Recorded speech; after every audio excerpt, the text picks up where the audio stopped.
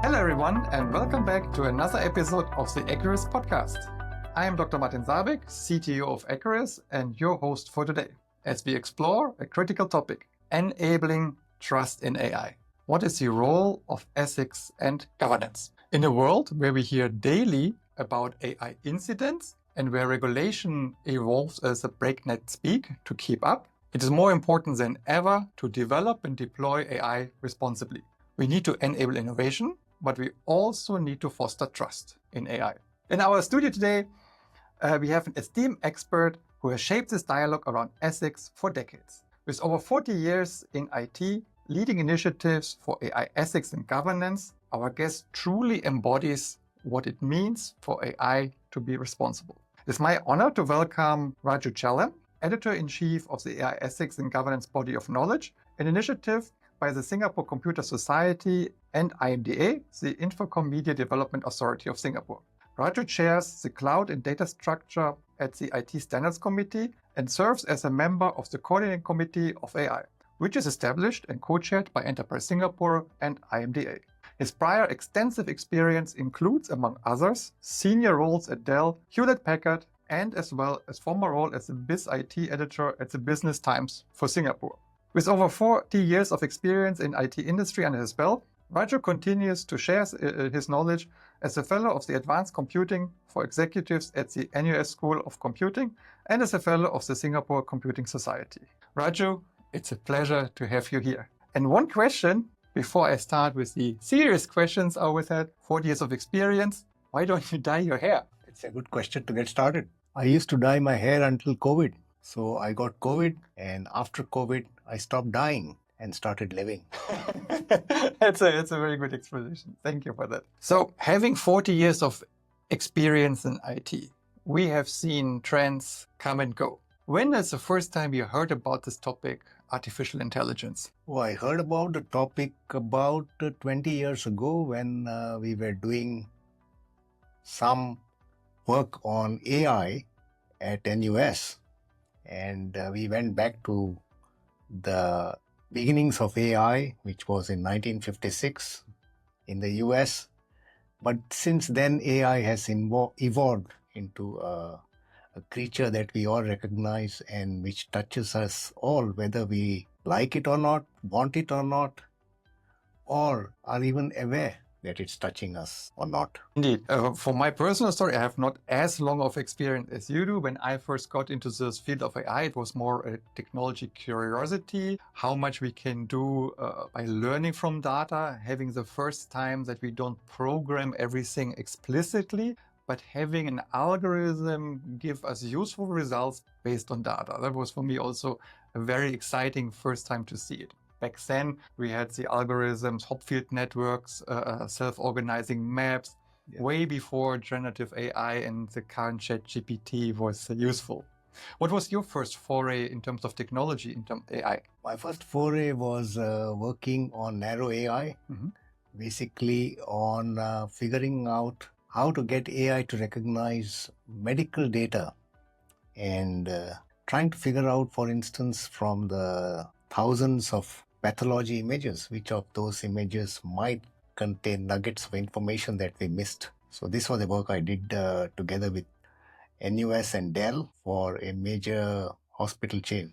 And this actually is a perfect segue into today's topic of our conversation.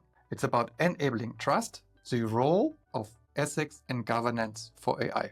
I want to explore with you why developing and deploying responsible AI matters, to whom it matters, and of course, what the implications are for the evolving regulatory environment and technology innovation. Raju, you're wearing multiple hats, including roles in standards organization and the industry. What are the topics that are keeping you up at night? Good question. There are two key topics that keep me awake at night. One is the need for strong guidelines and guardrails in the development and deployment of AI, if not regulations, at least strong guardrails to ensure that AI is developed and deployed responsibly and ethically. That's number one. Number two, the awareness that AI, being such a powerful technology, can be used just as effectively by bad actors to steal your identity, to do phishing attacks, to cause mass social unrest as well, and to go after vulnerable people such as our children or our parents or our neighbors or ourselves. So these are the two sides of the same coin. One is a need, the other is awareness. For me, the story is actually quite similar. I mean, if I may share a bit on that one. Coming a bit from the solution provider perspective, making systems that are mission critical and potentially are dangerous. Machines that move around, diagnose medical images, making software for airplanes. Those kind of mission critical systems, of course, need to be developed with safety in mind. And the world of governance and regulation plays a big role there, establishing consensus. What is it that is meaningfully required? So for me, engaging first time with standards and how to govern artificial intelligence was only about 5 to 6 years ago. Mm-hmm. When was the first time for you that you looked into AI standards? I think we started looking at it way back in 2014 or so, when I was asked to chair a standards committee called COIR, Cloud Outage Incident Response. And even though AI was not prevalent then, but we could see that systemic failures in some cases were caused due to unexplainable algorithmic interference, and which we could now probably attribute, when we do forensics, to machines behaving badly. Yeah, I remember we had, some early nice demonstrators where we could show like how to fool artificial intelligence. And that is when also for me it started, there is something really dangerous happening here.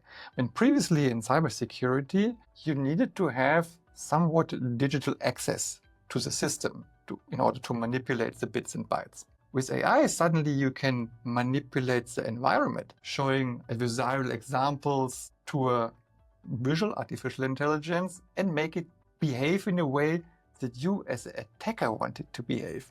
So you're also the editor-in-chief in the AI ethics and governance body of knowledge. Can you introduce to our listeners what this is all about? Yes, this is the first ever initiative by probably a nation country, and I might dare to say by the first country in the world to come out with a comprehensive set of guidelines, guardrails, case studies, use cases, and compile all of that into one central repository that can be accessed for free by anyone, anywhere in the world, and which contains a repository of all of the issues impacting not just narrow AI, but even Gen AI. So this body of knowledge we started way back in 2019. It was based on the IMDA AI governance framework, which was launched in Davos in 2019 by the then Minister Iswaran.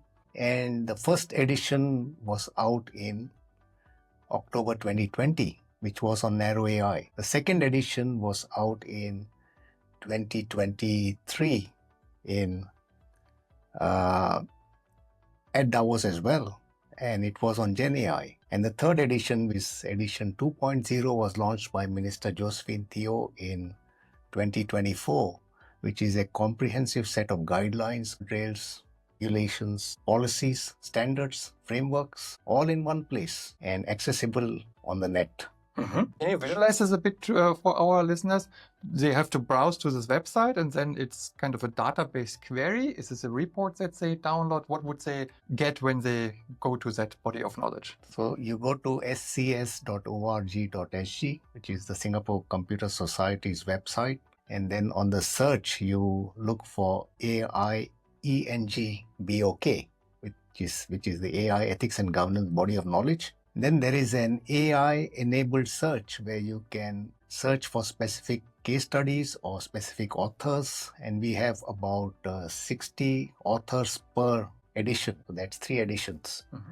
And we have about 100 chapters per edition, which is available. So you can't download the whole humongous body of knowledge because it'll take up a huge amount of space, but you can actually download chapters that interest you, mm-hmm. and you can do a wide search across all 3 bodies of knowledge to figure out what exactly you're looking for. and how you can implement it in your organization. That is super interesting. I think a lot of our listeners will have a look at this database and consume that knowledge, because it is in all our minds. How do we classify AI risks? How do we look things up? What should I be aware of? One topic that is always coming up for artificial intelligence is data and cybersecurity. How do we keep our data safe? In your view, how important is cybersecurity for artificial intelligence? I think for Singapore in particular, it's the most crucial and vital aspect for us to consider. Let me give you some statistics. In 2024, Singapore citizens and enterprises lost a total of $1.1 billion, Singapore dollars, to all kinds of scams, including cyber scams, most of them enabled by AI. That compares to $657 million that Singapore companies and residents lost the year before, which is 2023. So just to put it in perspective, if you take 1.1 billion Singapore dollars, convert them to US dollars, and divide it by our population, which is 5 million, you get a per capita scam loss of 166 US dollars, which is the highest in the world. So Singapore, by default, has become, I would dare say, the most at-risk country in the world for hackers to look at to scam us of our hard-earned money. And AI is enabling all of this because, as you can see, the figures have doubled from 2023 to 2024. And as I said before, AI is a capability that hackers can use, that nation states can use to do evil, to scam us not just of our money, but our identity, and to carry out, let's say, fake news, to scam our relatives and friends. So it's a major challenge for a small country such as Singapore, especially when most of the scammers are not in Singapore or in the region.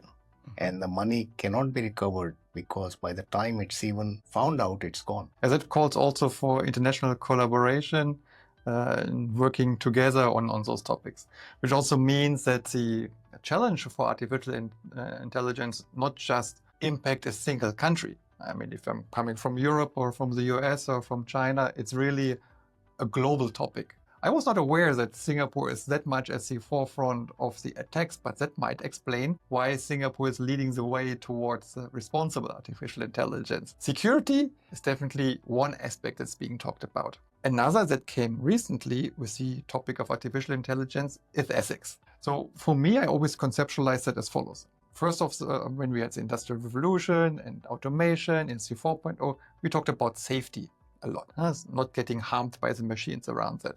After safety, we started caring about information, about security, that our information is not lost, IP, privacy, and so forth. But now with artificial intelligence, there's a third wave of things that we care about. That is ethics.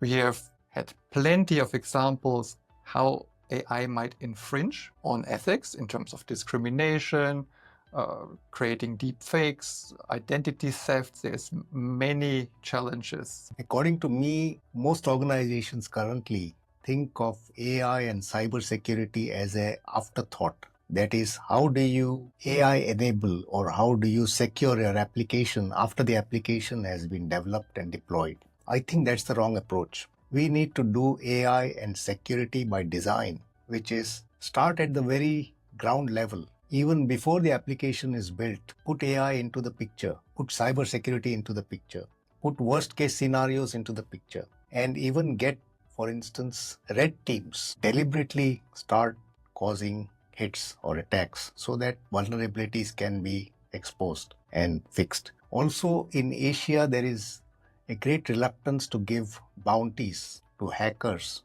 to find vulnerabilities. I think that needs to change because most organizations, especially SMEs, are at high risk of being attacked and not knowing that they are attacked until it's too late. So if they change the mindset to build AI and cybersecurity by design right at the conception stage, then the chances of getting hit are significantly reduced by up to 85%, according to one statistic that I heard from ISACA, for instance. That is particularly relevant. I mean, I really feel that should be the approach to be the first thought in your head about how can we secure artificial intelligence, not the last thought.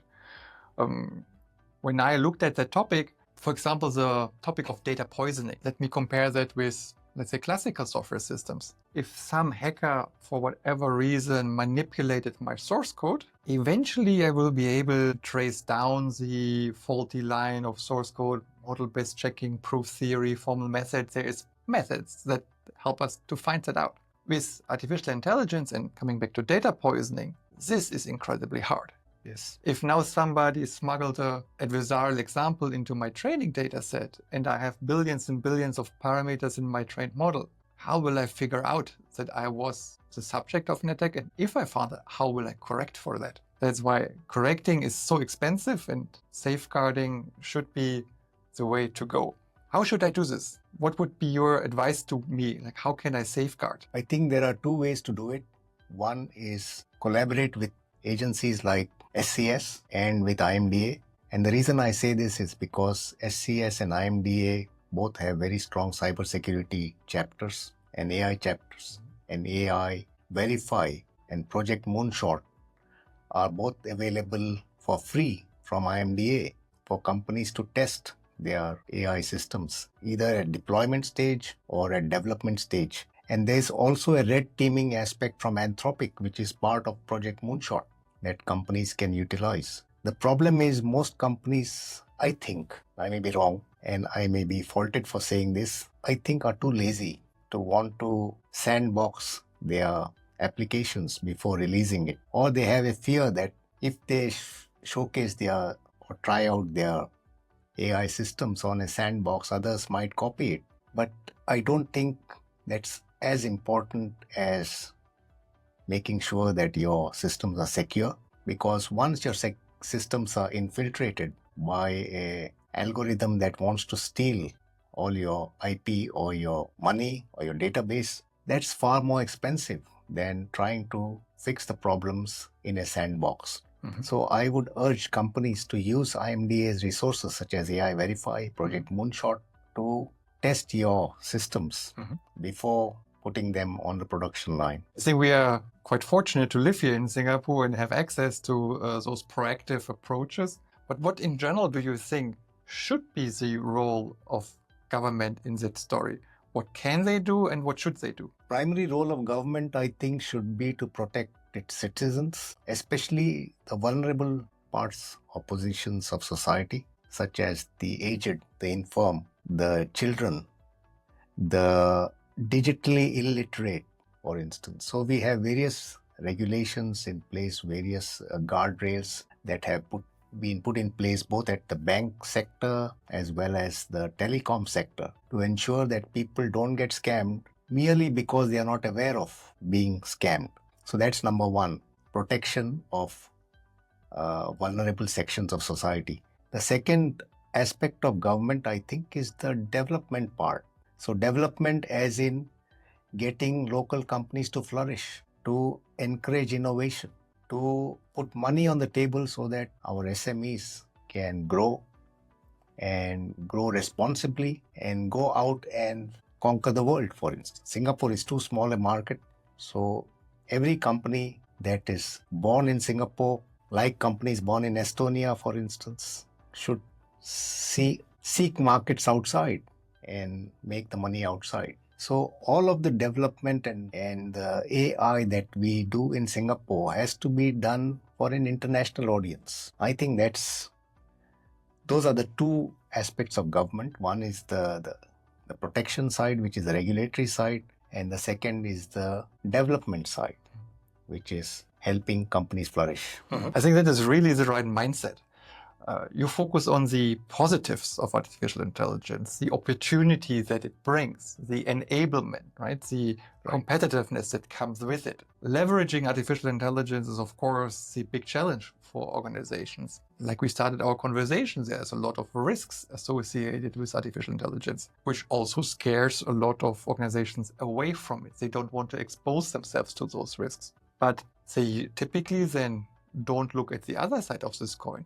They miss out on the opportunity, which is also a great risk to them. With now increasing adoption of artificial intelligence, what would you say is the key success factor for AI?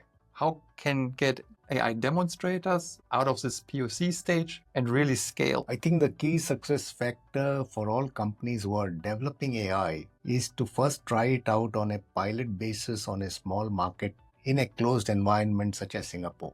Because anybody who assumes that their AI is perfect and ready is living in a fool's paradise, because as AI goes into the wild and learns from things that it was not meant to learn, you always have the risk of it defaming people or causing outcomes that are not desirable, or worst case, like in healthcare, doing harm to human lives. So my advice to companies is always to try out in small sandboxes. And by sandboxes, I don't mean the ones like the IMDA one, but in a marketplace, for instance.